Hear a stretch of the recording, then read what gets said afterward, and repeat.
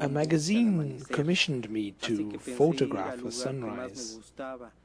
For this I chose a place which I knew and loved, a vantage point in the Ayusco National Forest.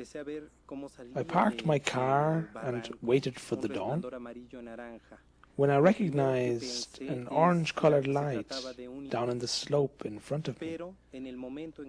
My first thought was that it was a fire, but in the same moment I saw a yellow-orange dome rising in front of me, the dome of a large object. It was no fire. It was an unidentified flying object, a UFO. When I realized that I had a UFO in front of me, I grabbed my camera, which I had put on the seat next to me.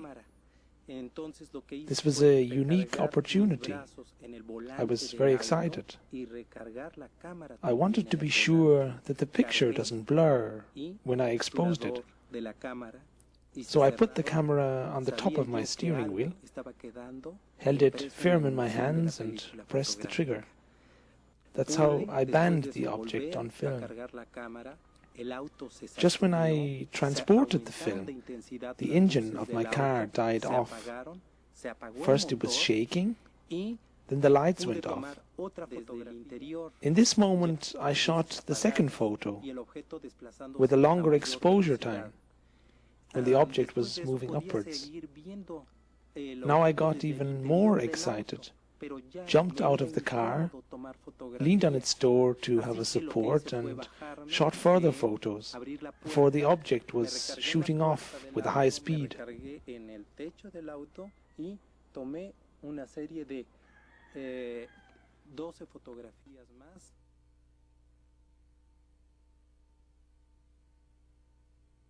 Estar insistiendo durante aproximadamente 2 meses y medio. This experience never let me off. Again and again I drove back to Ayusco 30 or 40 times. One day, about 2.5 months later, the weather was bad, and when I came to the Ayusco area, I entered a fog bank. It was raining heavier and heavier. I turned the windshield wipers on. My headlights cut through the denser and denser fog. And when I came to a crossroads, I entered by mistake the wrong road. It took a while before I realized that I was on the wrong road. And when I was still searching for my vantage point, where I had my first encounter, I recognized an orange glow in the distance, the same glow I saw 2.5 months before. I parked my car when the rain got even stronger, left it, and climbed up the volcanic rock from which the orange glow shone through the fog. I got closer and closer before I reached the back of the hill and saw the object hovering on the other side, across and below me, and just 20 or 30 feet away. I hid myself. I was afraid to get closer, sat there and did not believe my eyes. I could see everything, each detail of the ship, which was hovering there in the mists of the wood.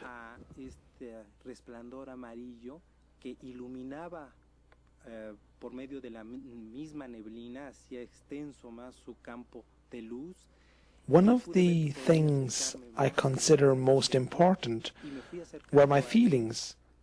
I had a mixture of emotions.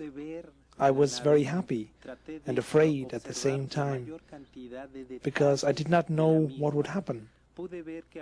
What happened was that I got to see the object very closely, and I was surprised, and I wondered because the object was very beautiful. I could see the whole dome. On the surface it had several cavities. They ranged from very small ones to ones with a diameter of 5 feet, and there were many of them. I was very happy to see all this. I could also see the red spots the ship had, and I could also see that the red areas were brighter than the yellow ones. I did not have my camera with me, so I tried to impress every tiny detail into my mind. It was all very surprising. So I went over the details of the ship for 2 or 3 times, still with a mixture of feelings from fear to happiness, when all of a sudden I felt someone touching my shoulder. And when I felt the touch, I fainted. I knew I got caught. They knew I was observing them, so I was fainting. Que alguien me tomaba del hombro y en el momento en que me sentí tocado por alguien me desmayé, ¿sí? El haberme sentido descubierto, ¿sí?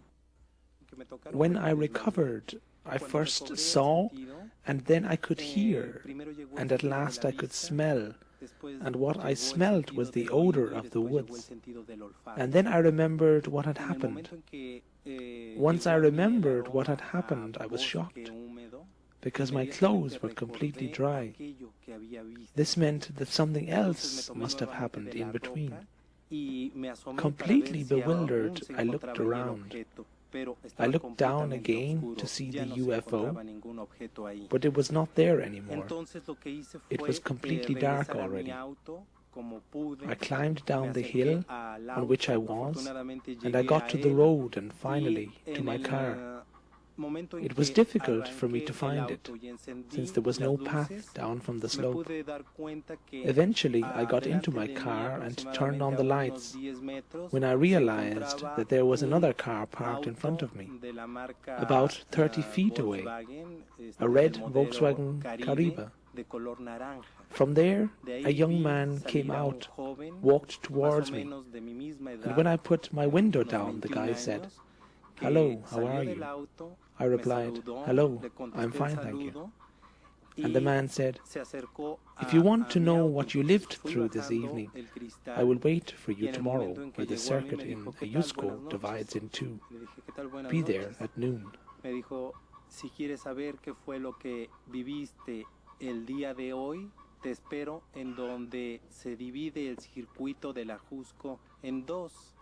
Ahí te espero mañana a mediodía y te explicaré qué fue lo que viviste la tarde de hoy. Se me hizo eterna porque yo quería que ella fuera. The night was eternal because I wanted it to be noon already. I had so many questions and I wanted to know. When it was close to midday, I took my car and I drove over to the place which he told me. And it was a surprise to see him there, surrounded by about 20 little children. He was talking to them, and I was wondering what he was talking about. In one hand he had a cricket, and in the other hand he had some grass, some vegetation from this place. And he was talking to the kids about the interaction of all living things on Earth, and how wonderful this interaction is to keep all life going on. Esta interacción se seguirá llevando durante el tiempo que haya vida sobre este planeta. After he noticed that I was there, he gave the kids 3 balls to play with, and he started to talk to me. And he said, "Look, Carlos, you will remember everything which happened yesterday, but it will take some time, because if you would remember everything all of a sudden, it would be a shock for you.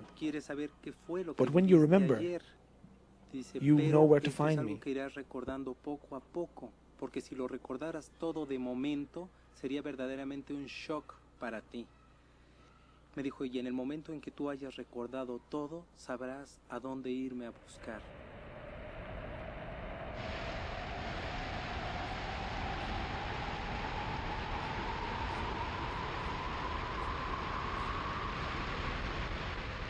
In the following years, Diaz, now living in the valley of Tepoztlan, south of Mexico City, was able to take several more spectacular pictures of these ships of light. But time wasn't right yet to tell the public, and so he kept them for himself, without telling anybody.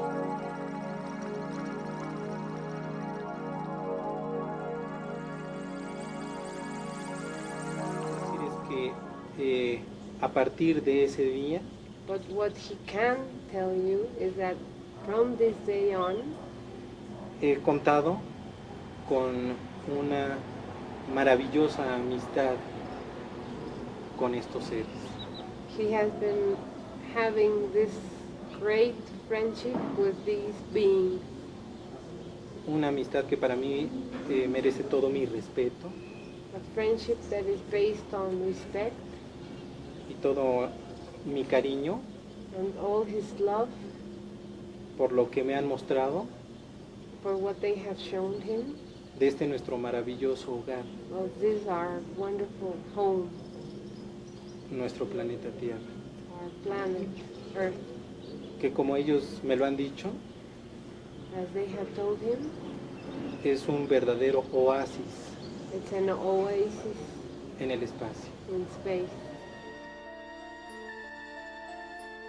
10 years later, the sun was darkened over Mexico.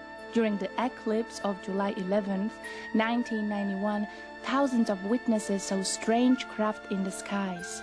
And one man, the prominent TV anchorman Jaime Maussan, got involved into the quest of his life. Well, there was a multiple sighting over Mexico.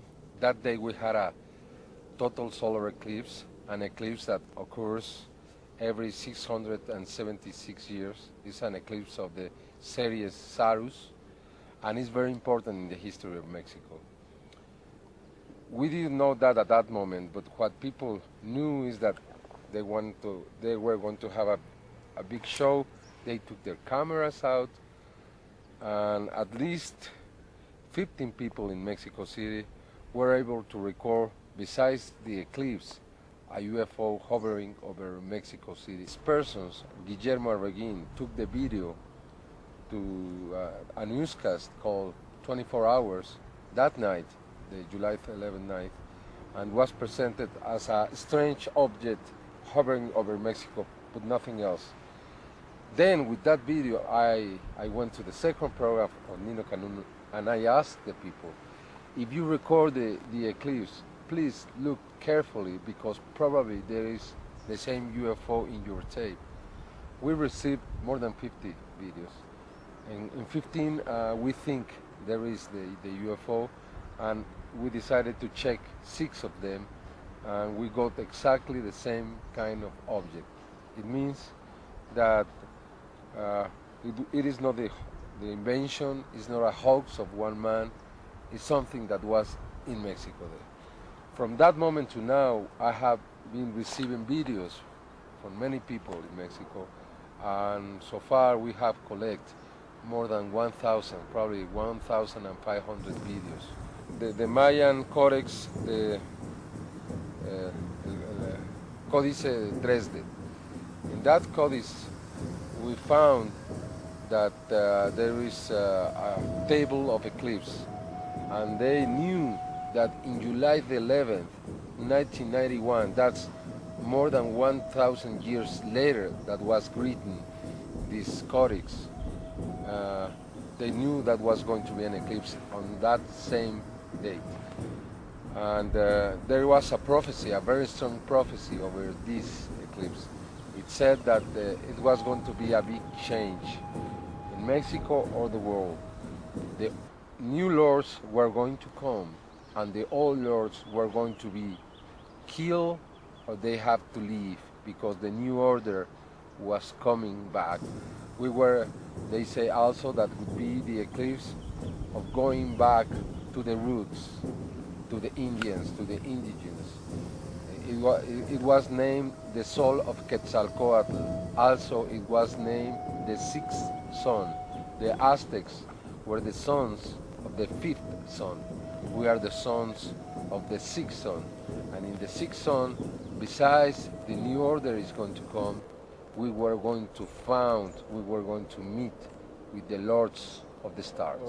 I went to the television to present the solar eclipse videos and exactly how we checked them in the computer, how we tested them.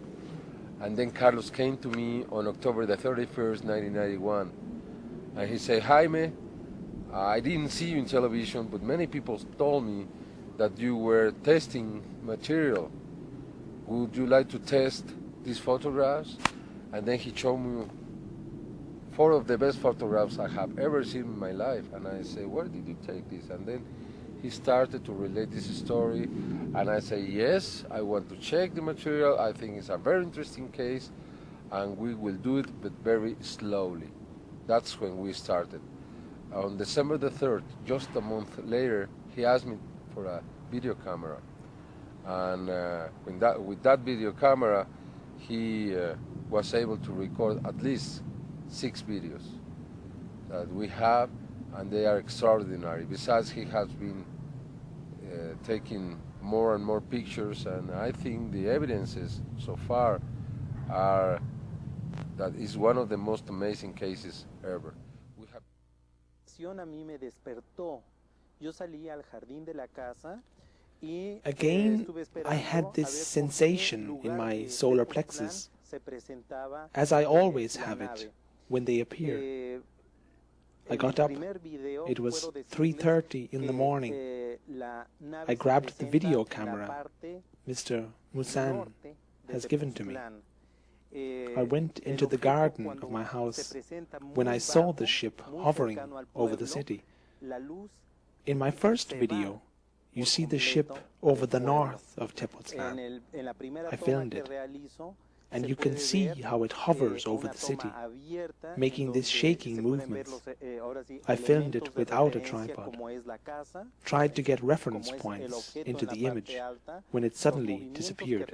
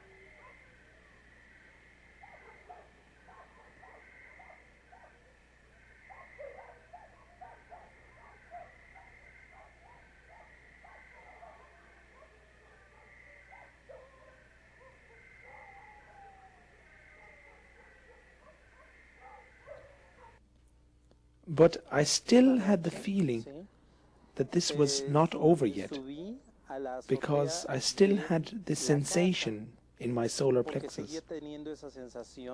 I went out on the terrace of my house, set my tripod, and waited.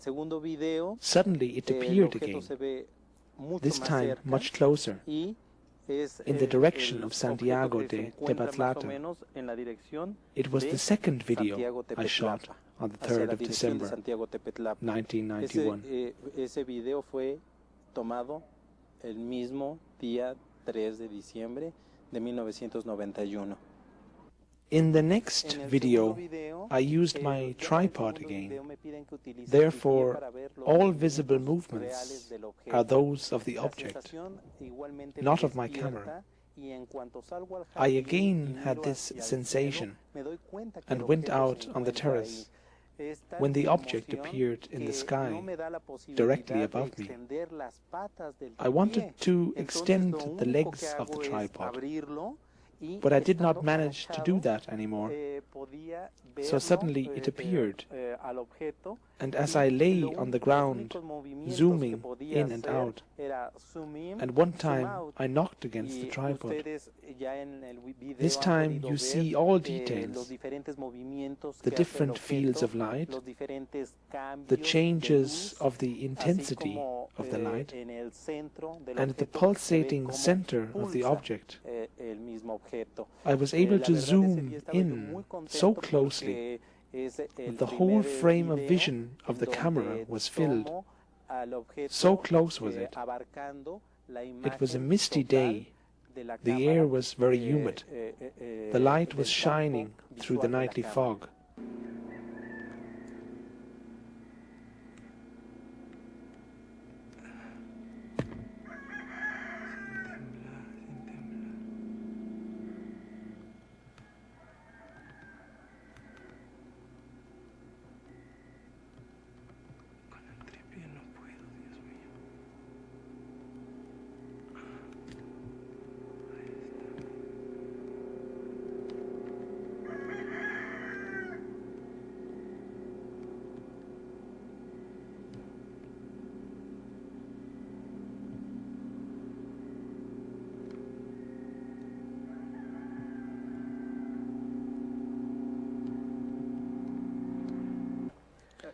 Then Heme Musan asked me to fix the camera on the tripod and appear in the picture myself, so you could see that I don't have a model on a fishing rod or do any other manipulation. Also, he wanted me to let the camera run all the time until the morning, after dawn, when you can see all landscape details and reference points, so you can see it is indeed a large object. I put the camera into the open kitchen window of our house, because from there you have the best view over the football field, above which they appeared most of the times, and where I had my encounters and contacts with them. After I turned on the camera and made sure that it functions, I went out and took my flashlight with me, so you could recognize me in the darkness. When I still tried to make myself visible with the torch, it suddenly appeared over the football field. You can hear on the video how someone yells, "Guemero, Guemero, come quickly." And you can see how cars are passing on the slope of the hill on the highway from Mexico City to Caultra. After a few minutes, the object disappears again.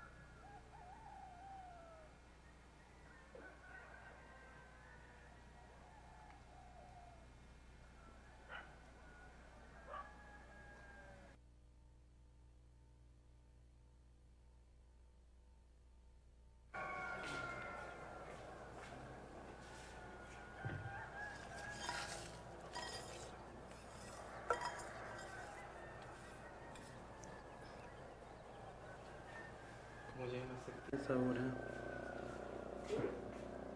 No estoy hablando aquí con la cámara. Voy a quitarlo. Pero traigo el tripié, ayúdame, May. Con el tripié no puedo. Pues la toma. Jaime Maussan commissioned the first scientific analysis of the Diaz material. The study was performed by Professor Victor Quesada, who teaches informatics at the Polytechnical Institute of the University of Mexico.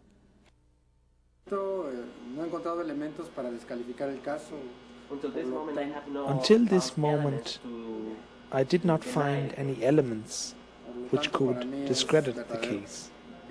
In my opinion, it is real, it is authentic. I have divided my investigation into two parts: laboratory research and a field investigation. The laboratory part consisted of video analysis and photo analysis. The video was analyzed as dynamic video and static video, which means frame by frame. The tests included a study of the definition and the resolution, an analysis of the intensity of fields and colors, and changes in the spectrum of light from ultraviolet to infrared. Se hizo perfilado de las figuras que se encontraban, conversiones a negativo, emulaciones a ultravioleta y a infrarrojo. Some of the tests has been change of definition and resolution, change of the intensity of fields, like from infrared to ultraviolet, and also change of the definition and change of spectrums of the have been able to prove with that testing that his ship is made of plasma. Is the same kind of plasma that we have in the cells. That tells us that probably it's a living ship. You know, it's something different, something we cannot understand.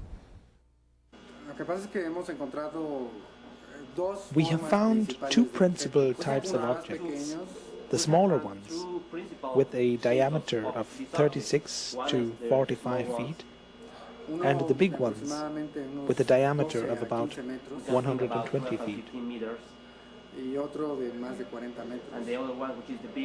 Quesada was so impressed by the material that in 1993 he decided to start a field investigation. Together with 10 professors of his university and 20 students, he set up several observation posts on the mountains around the valley of Tepoztlan. And indeed, the team saw and filmed strange luminous objects by themselves.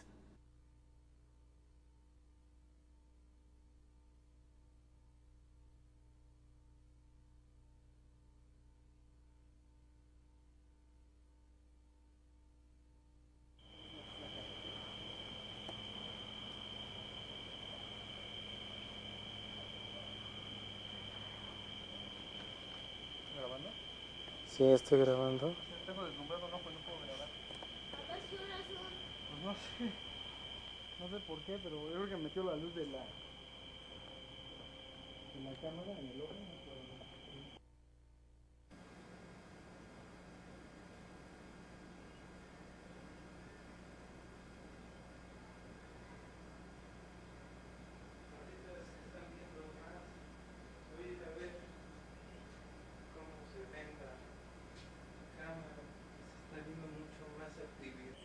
La luz.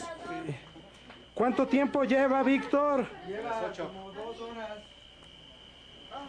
Y ya subió. 2 horas y media.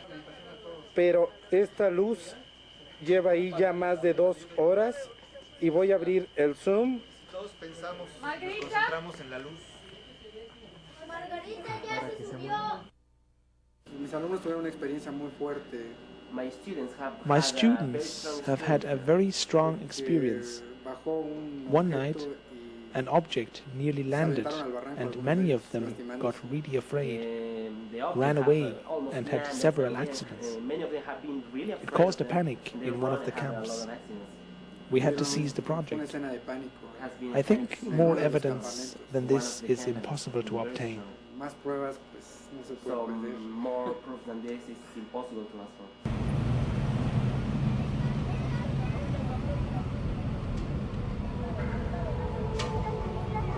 The first European who heard about the Carlos Diaz experience was the Italian stigmatist Giorgio Bongiovanni.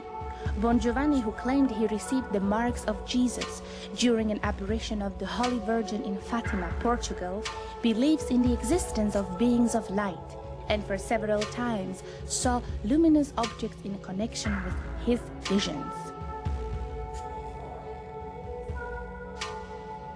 Although they disagree about the interpretation of his experience, Diaz, himself a devout Catholic, allowed Bongiovanni to show his material in Europe.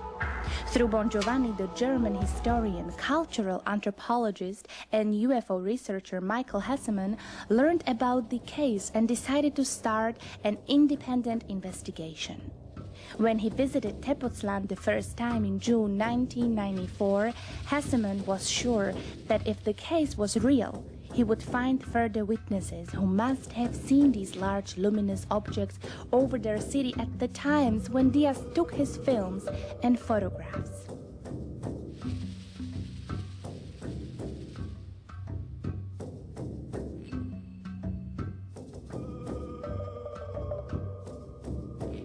What he found was more than a picturesque Mexican country town. Tepoztlan is located in a sacred valley of the Aztecs, the great native Mexican culture. Its huge stone formations were considered monuments of an antediluvian culture of giants and vortexes of cosmic energy. The Aztec priests worshipped the rock of life, the rocks of the dwarves, the hill of a man, thought to be a portrait of the prehistoric demigod Tepoztecatl, the son of the divine Quetzalcoatl, Hercules-like with his mighty beard and club. Next to it, on a ridge, the Aztecs built their only pyramid located on top of a mountain. It was called the Teocalli, the House of Energy. Here, history says the emperor Motekutsoma came to meditate and find peace after his military campaigns. Next to the temple stands a disc-shaped rock, like a huge petrified spaceship. Many believe it was a symbol of those worshipped and met here by the priests and shamans of ancient times. We find to its right the Cerro de la Luz, the Rock of the Lights. From here, since men can remember, as the locals claim, strange lights emerged and crossed the sacred valley, sometimes flying on the directions of the mighty volcano Popocatépetl, which rises to the east. Their paths were marked by ancient temples, later replaced with churches by the Spaniards, and they often appear on one of the numerous feast days celebrated in Tepoztlan all over the year as a fixed point of a sacred calendar.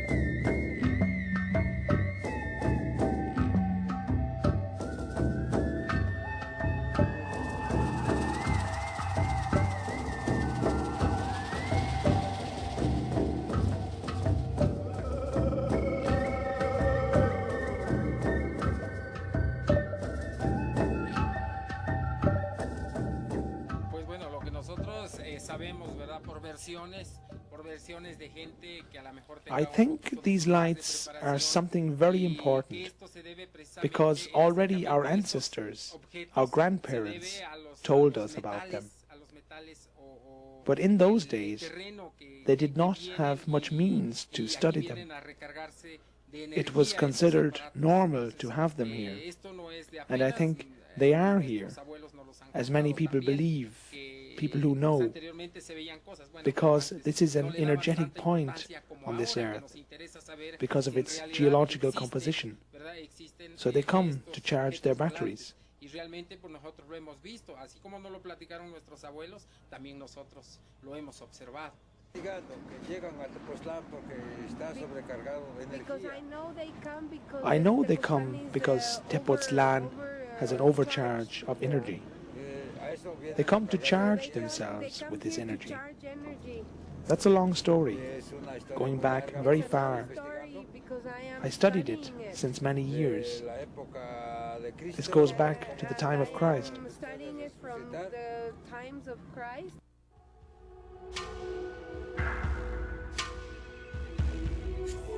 In the ex-convent of Tepoztlán, next to the main church of the town, Santa Maria Natividad, erected in 1530, we find murals and reliefs showing strange objects in disguise. On the frescoes on the ceiling of its cloister, these objects are painted in orange and red. Is it a strange coincidence that they resemble the craft photographed and filmed by Carlos Diaz?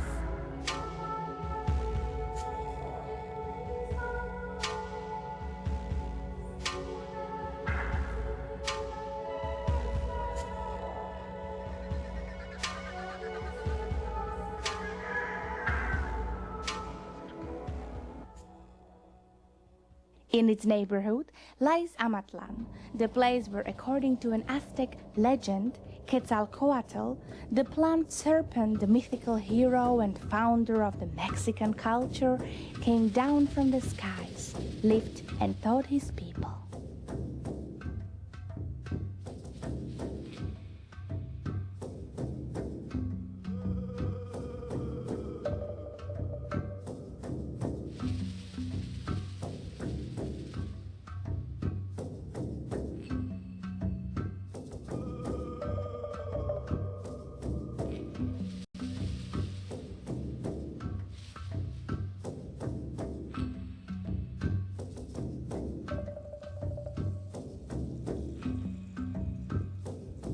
All this makes Tepoztlán a magic place, an opening to the cosmos and maybe an entrance into another dimension. And it is right here where man, as the ancients believed, communicated with the gods, and today a man claims to have encountered beings of light, visitors from a distant world or maybe a parallel universe.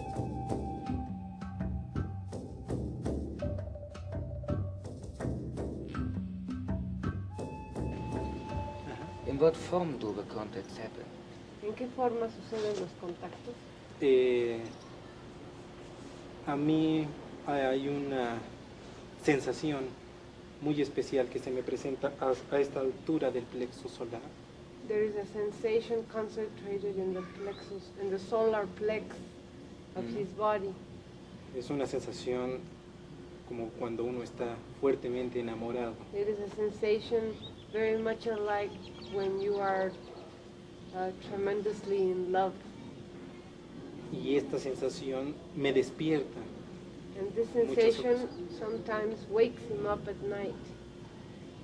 Y sé que voy a tener un encuentro con ellos. And he knows he's going to have an encounter with them. Sí.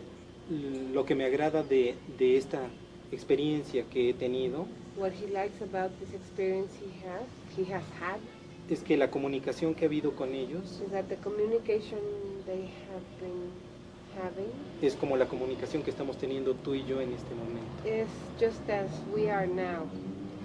So it is a purely physical contact. Es una absolutely physical. Puramente física. You can touch them. Los puedes tocar. Los puedo tocar. Y en ocasiones ellos presentan un cuerpo de luz. Sometimes as they are human-like, sometimes they have a body made of light.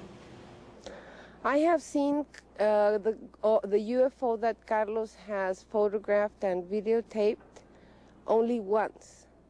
And this was some years ago, 5 years ago maybe. And he called me when he got home, and I went out and he showed me. So I saw the very same shape and the color wasn't yellow and red, but it was completely orange. But it was the same one, and it was traveling at the south part of Tepoztlán.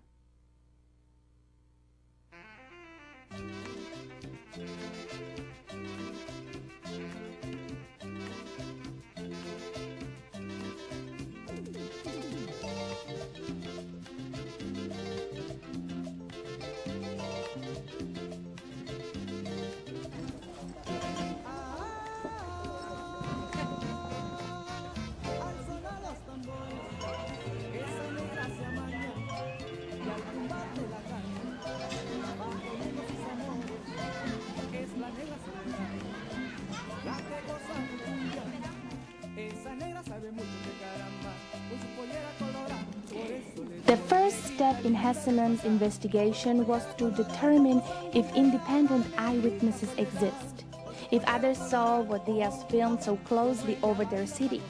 He just started to ask people on the streets and in fields. The result of his inquiry convinced the researcher that indeed something strange is going on.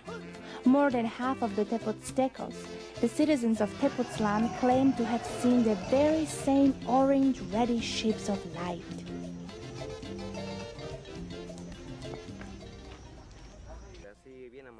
I saw these orange lights many times. They appear here and there. One time at 5 a.m., one time at 7 p.m. They are round, disc-shaped, and they have a flat dome on top. They have notches on their sides, like bitten out, and they are surrounded by light. Sometimes they are more yellowish, sometimes more reddish, sometimes they rotate. It was about 7:30 p.m. My daughter comes home from school at that time. I went to the corner of the street to pick her up. Then I waited for her. It suddenly appeared in the sky. It was very, very big. In the middle of this round, big thing was something moving. It looked like it would change its colors. I showed it to my daughter, but she only said, "Don't look at it. Come on, let's go." But I wanted to see it. Its center pulsated. It was very large and round, very bright. It was yellow with orange light. They look like the sun. They are round and have many little lights. They are yellow, orange and white, and they appear and disappear. The light objects sometimes suddenly appear, fly and disappear again. Most of the time they disappear in the direction of the Tepozteco hill. Most people here have seen them. You will find that out when you ask in the town.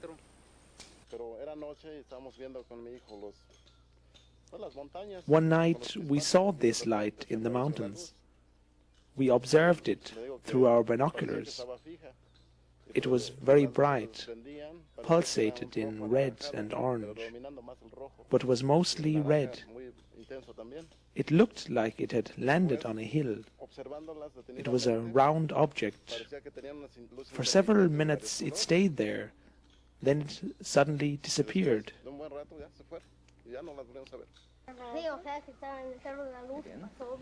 We saw for several times these lights over the Cerro de la Luz. They were red and yellow and orange. They were round.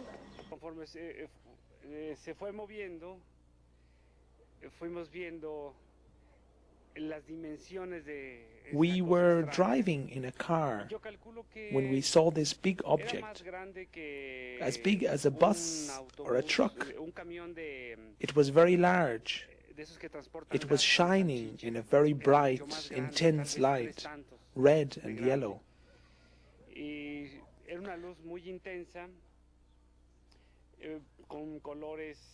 Azul, rojo, naranja,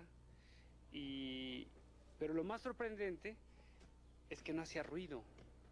Una ocasión sí vi, venía yo de por acá del rumbo de Santo Domingo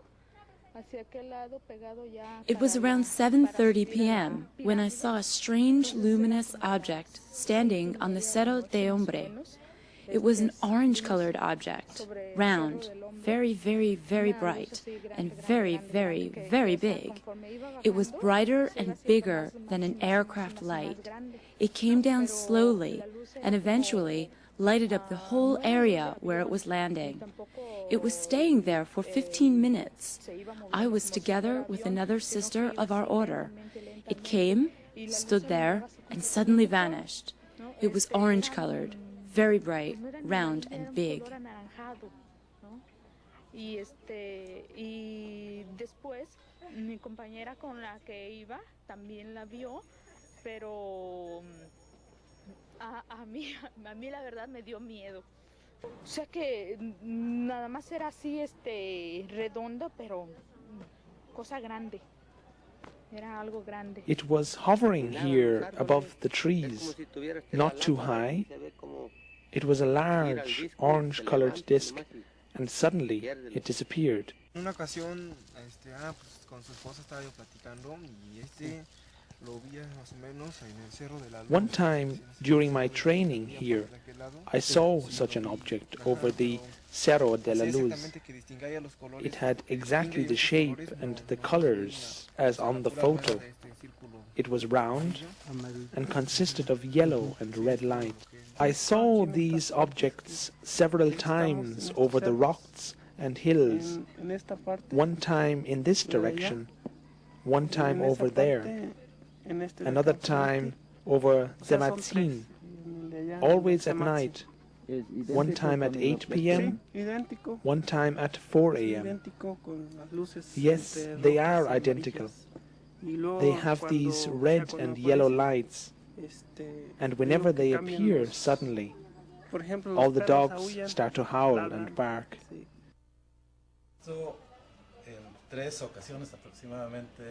I saw this red-orange light 2 times in this direction, the 3rd time over the Zematzin, in direction of the village Santiago, a little bit to the left.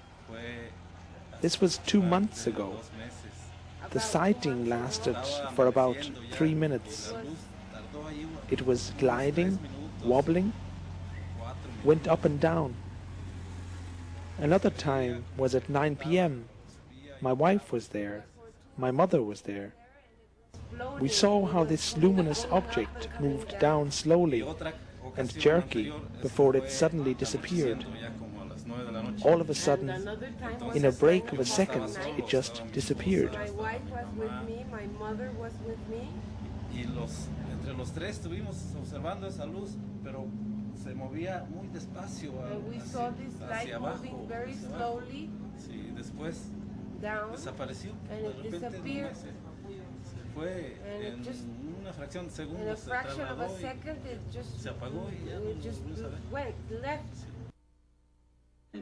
Con un grupo de personas que viene aquí a hacer un programa de desintoxicación. We were a group of people in a meditation class at a detoxification seminar when we suddenly saw this light in the mountains. It was very impressive because it was very large. It changed its colors, stood there for a while before it suddenly disappeared. We were all very impressed by what we saw. It looked like it were looking for a place to land. It had bright colors, and when it rose, they became more intense, and it grew and changed its colors. It was yellow and orange mixed, more or less like on the photos of Carlos. All of a sudden, it disappeared. Son fotos, yo creo que son tomas, pues creíbles, ¿no? Creíbles porque las toman, yo creo que en el momento. Although I am a doubting Thomas, this is credible. Many people have seen these objects at different opportunities in different parts of Tepotztlan. They appear within a second. hover in the sky and disappear again. They look like on the photos and films, and this proves they are real. I had several sightings by my own over the hills. For example, over the Zematzin, the Hill of Life. The colors of this luminous object were very impressive. It was red and yellow. Also some violet was in it. It was very impressive. It was quite a big apparatus, an enormous object of light. Se ve la gran dimensión, yo creo que el aparato que traen, porque sí se ve enorme las luces, ¿no?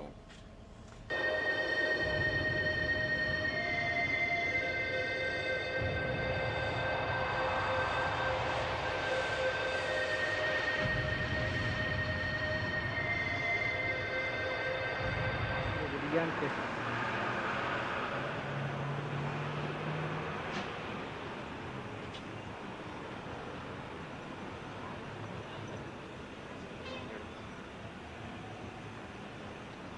En el mero cerro del Tepasteco. No es el Tepasteco. Mira, están saliendo varias. Están meneando. Aquí está. Ya se apagó.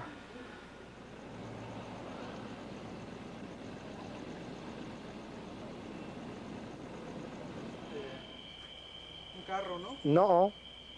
No, mire, están prendiendo, son 1, 2, 3, 4. Se acerca otra vez con su...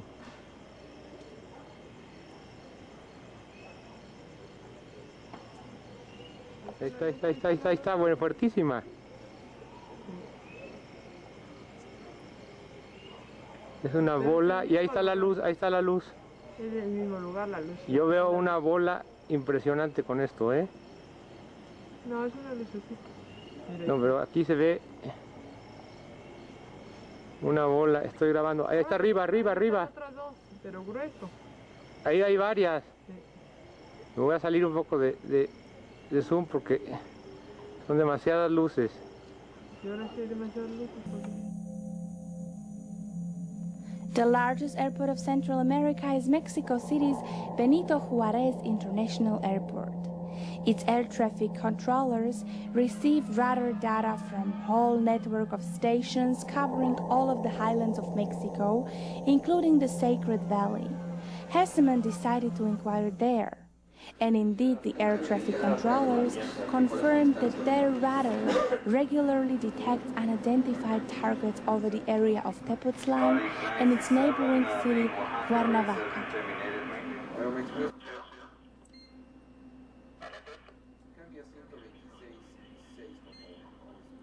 We have information about these objects in this area sometimes, very close to the volcanoes also, in Atlisco and Cuernavaca. Cuernavaca is located here, approximately at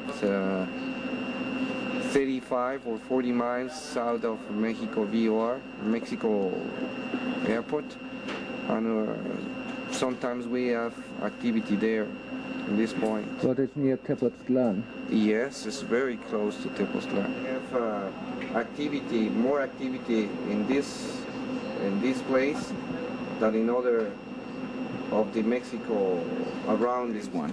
Oh. There. Yeah, I have it. This is what we see. See? We can put it in green. There it goes. Disappears. Comes and goes. That's what we saw. And that's the only, we don't have an explanation for that because of the speed that they appears to display. What kind of flag? Here's another one, right? All right. The white one? Yeah, yep, that's another one. What kind of flight characteristics they seem to have?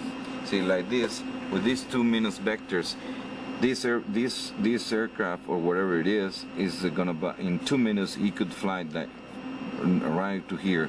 So we're talking about, oh shoot.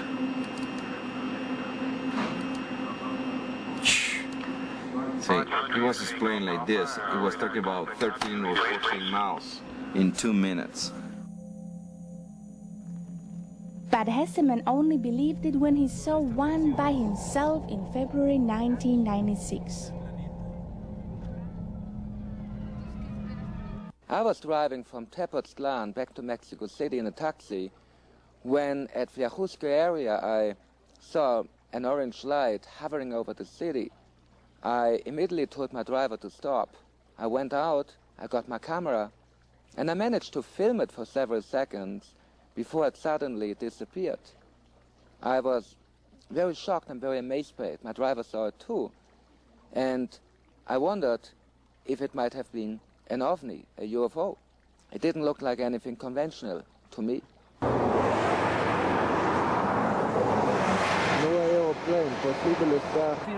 Sí, sí. Thursday night at 8 o'clock. Last Thursday night? Yeah. Yeah, there were some around Cusco, I would say. Yeah, definitely there were. And even we had a report of an airplane that he asked us he was flying this way. He was coming from Mexico. He took off from Mexico.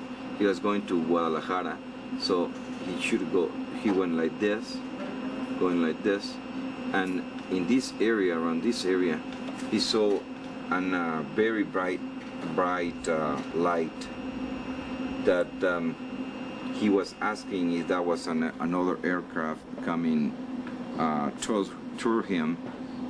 We didn't have any other report that an airplane was coming, so we couldn't explain what it was. We started seeing some echoes, but we didn't see one exactly in front of him. He and another airplane who was coming also behind him, going also to Toluca, saw the same light, and that's the area they saw it, around the Cusco area.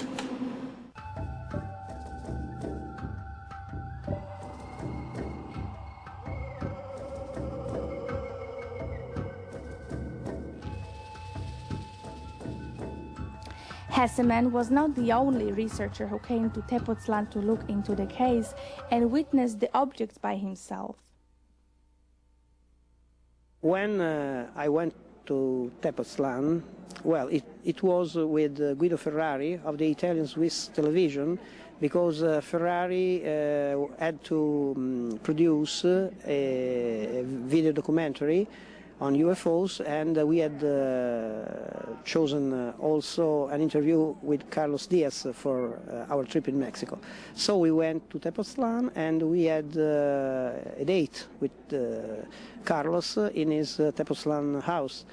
And we arrived on the spot at night, and so we left the car and began walking towards the house of Carlos.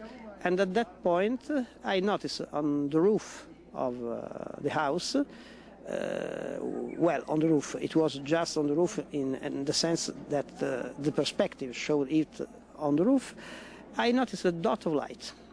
It was something a little bigger than a normal star. And so I noticed it. I saw that this object was moving in an irregular way. And so I said, Guido, what's that?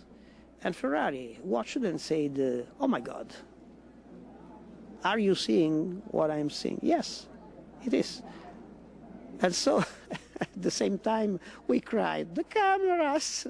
And we ran to the car in order to open it and to put outside cameras, video cameras and so on.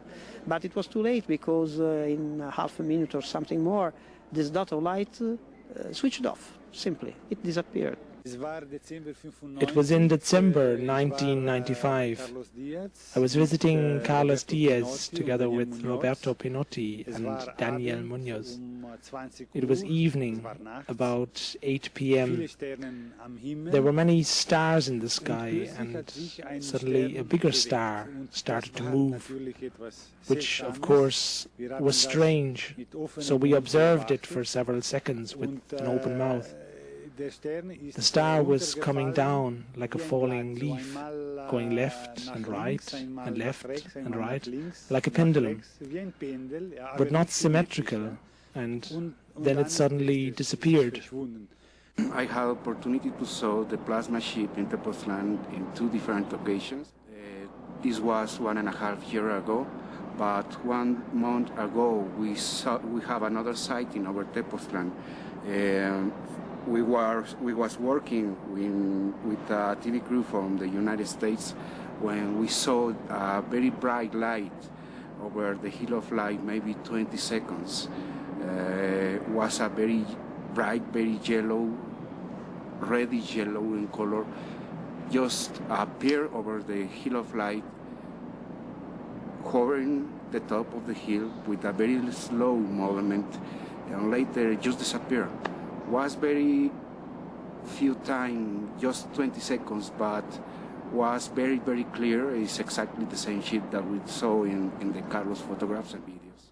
The movement of the UFO over the hill of light was very slowly, like a pendular movement, maybe 20 seconds, and just disappear. Don't stop the movement, just disappear. Also, Shirley MacLaine, the world-famous Hollywood actress, heard of the case and decided to go to Tepoztlan to meet Carlos Diaz in person. With her was her friend, a high-level Australian politician and UFO investigator, Alex Gionetti, a friend of hers who served as a translator. In direction to Tepoztlan, we was heading in the freeway. The freeway connects Cocoyoc with Tepoztlan, and suddenly we saw high in the sky this kind of oval orange object, who was very steady, but very radiant, very shiny, orange, very orange, and it's a light I never saw in my life. The 4 in the van was very astonished, and suddenly the object started to shrink, started to contract, and when it was contracting, was turning to white and create a kind of a white ball of light, and suddenly disappear as the old TV, as the old cathodic tubes television sets, and we was very kind of shocked. Hesseman's next step was a psychological evaluation of the main witness and his family dynamics. For this, in February 1997, he invited one of the most respected psychiatrists of the world to Tepoztlan, Professor John E. Mack of the Harvard University, who received the Pulitzer Prize for his biography of Thomas Edward Lawrence and stunned the academic world with his open-minded approach to the alien abduction phenomenon.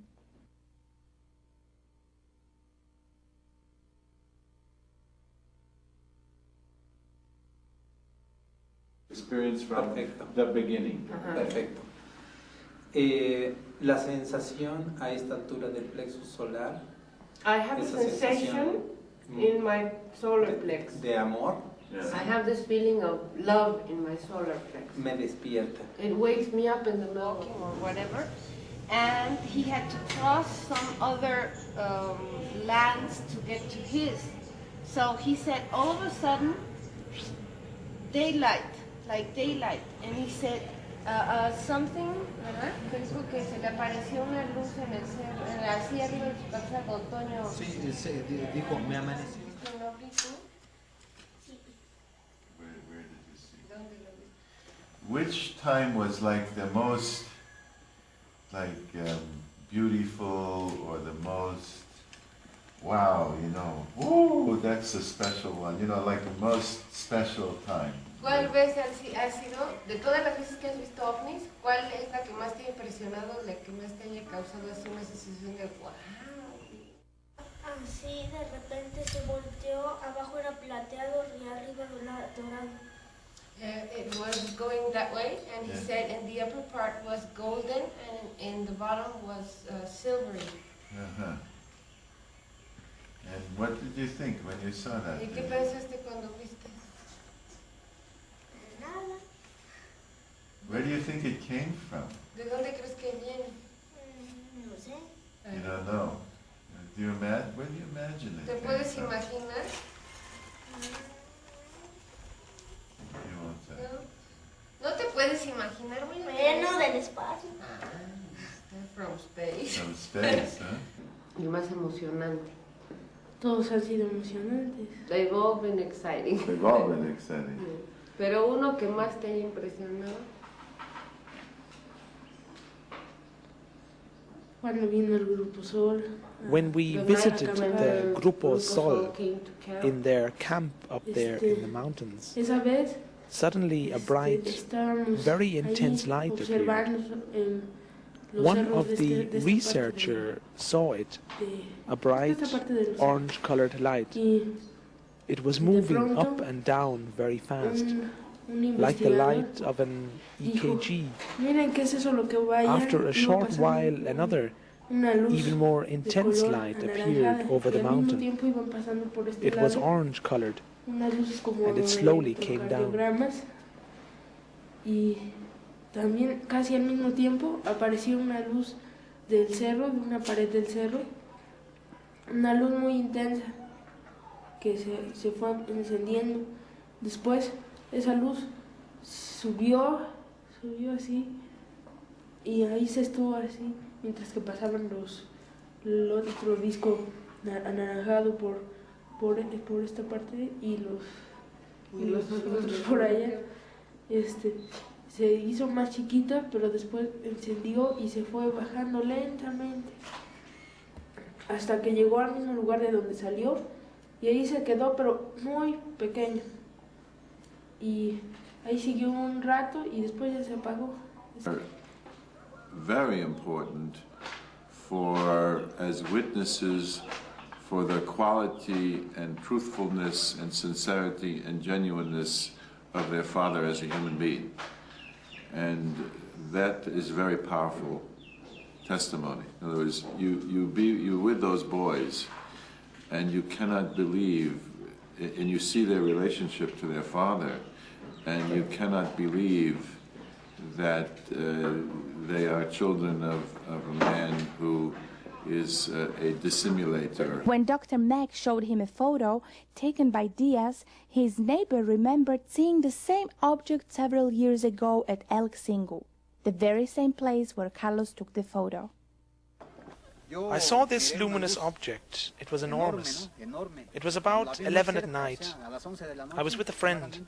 It was about 12 years ago. It was overwhelming. 10 times bigger than the moon. It came towards us, then it turned, and it left towards the next village. It was enormous. The same shape, the same colors, very big, enormous.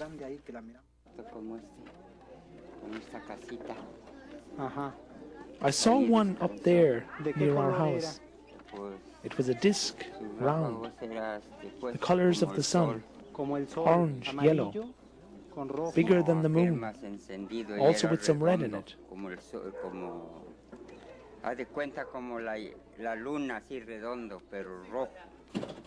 Muchas veces. También he visto esos platillos voladores. He said he's seen flying saucers. ¿Cómo se parecen? Los platillos voladores que descansan en el cerro. They rest up on the mountains. En lo feo. ¿En qué? En lo más feo. En lo más feo. In the worst parts of the mountain. Sí, como este sí. ¿Sí? Sí, he says yes, he's seen, that's what he's seen. Sí, la luz que se ve sí. Es como este color. Yeah. The light that you can see is it's this color. Hasta el cerro, allá en la punta, se para uno, una luz. Up there in the mountain, clara, blanca. White light stops up there on the mountain. And then over there in that other se para una, ¿qué color? That has three colors.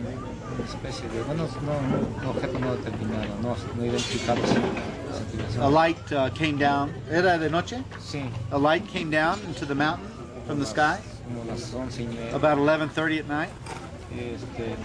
Al descender, se vio claramente como que levantó una polvadera muy grande. Una polvadera. And as it came down onto the mountain, it looked like it raised a lot of dust. Posteriormente se vio claramente un rampa de luces. It had like a bunch of lights. ¿Qué colores? De diferentes colores. That a bunch of different colors. No exactamente así con el color. He said the same shape and more or less the same colors. For several days, Professor Meg carefully interviewed Carlos Diaz, his wife Margarita, his two sons, Carlito and Alejandro, and dozens of citizens of Tepoztlan before he came to an assessment of the case. Having spent,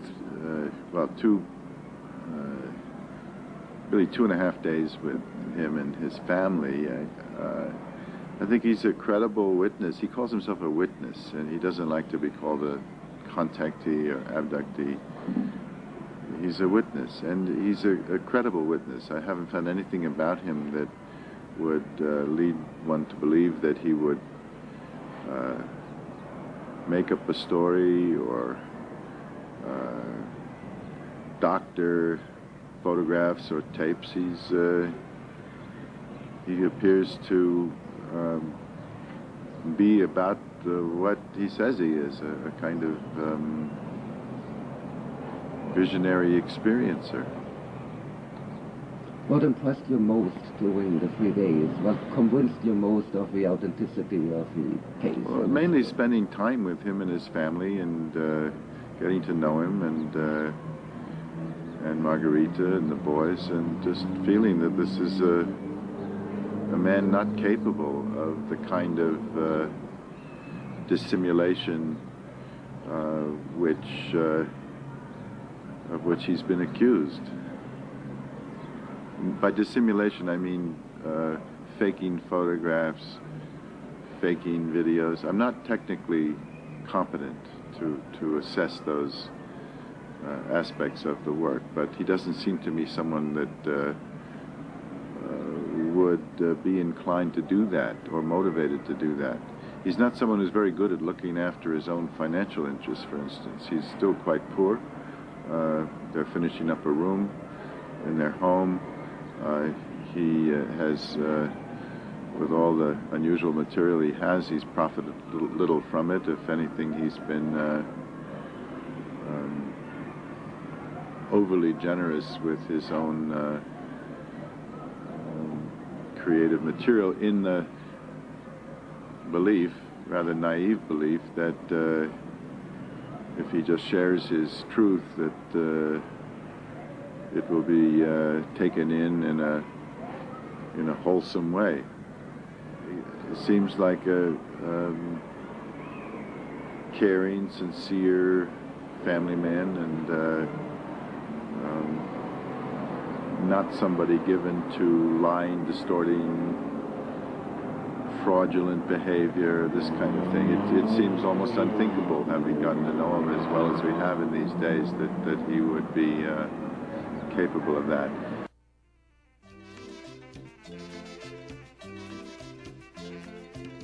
This is exactly the impression his neighbors had of Carlos Diaz, as the former Presidente Municipal, the mayor of Tepoztlan, confirmed to us.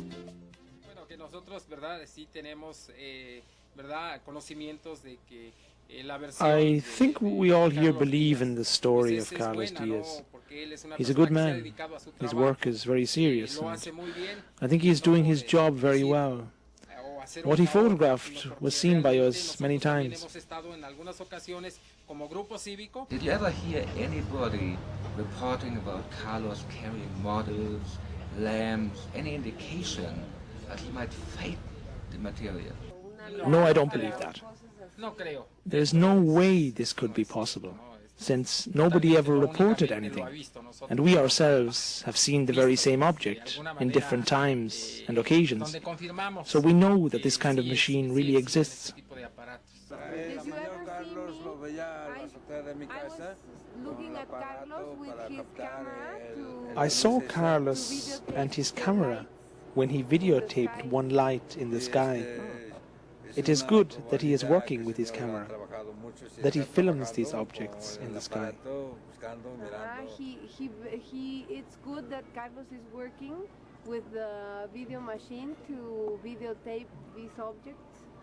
In this last 4 years that Carlos has been having his contacts and taking pictures and videos, I have never seen anything that would make me think that he is faking anything.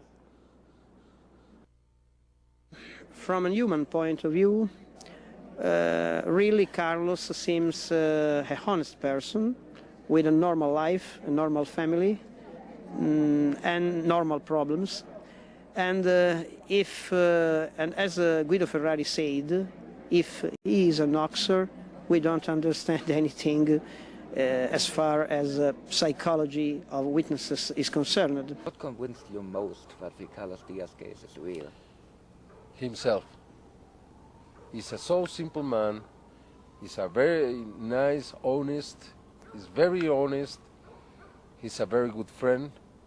He's a very good father, very loving, very caring for his family. He's very humble. He doesn't have a penny. To create a hoax on this kind of case, he would need, besides the complicity of many people, he would need a lot of money. He doesn't have money for tomorrow, and besides, he's not interested in money. What he's interested in is giving his message out, telling people that the Earth or planet is dying.